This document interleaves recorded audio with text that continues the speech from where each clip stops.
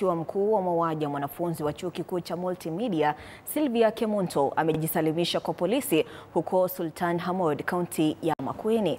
Na kama anavyotuarifu mwanahabari wetu Samira Mohamed ni kwamba Mutinda kwa sasa anazuiliwa katika makao makuu ya idara ya upelelezi kitengo cha mauaji jijini Nairobi.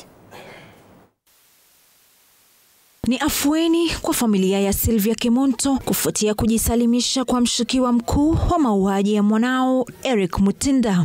One step imenifanya nimekuwa relieved kidogo because Sylvia anaweza pata justice. However, ni justice gani mtu atapata kama ashatoka? Mutinda alijisalimisha kwa maafisa wa polisi katika kituo cha polisi cha Sultan Hamoud katika kaunti ya Machakos kabla ya kusafirishwa hadi jijini Nairobi anakozuiliwa na maafisa wa idara ya upelelezi wa makosa ya jinai anakohojiwa na maafisa hawa. Good luck.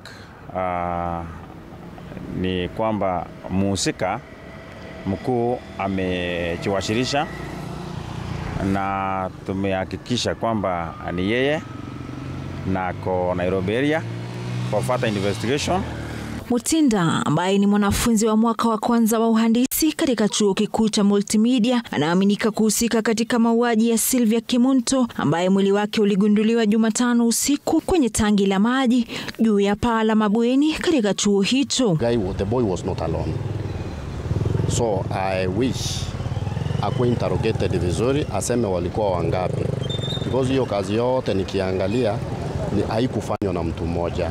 Familia ya Sylvia sasa inaiomba serikali na idara ya upelelezi ya makosa ya jinai kufanya uchunguzi wa kina kwa haraka na kuhakikisha mpendwa wao amepata haki. The laws of this country tends to bend to people who have done great big criminal crimes. So I could want the government, all the people with authority, to at least facilitate Sylvia apate justice. Samira Mohamed, runinga ya TV 47, Nairobi.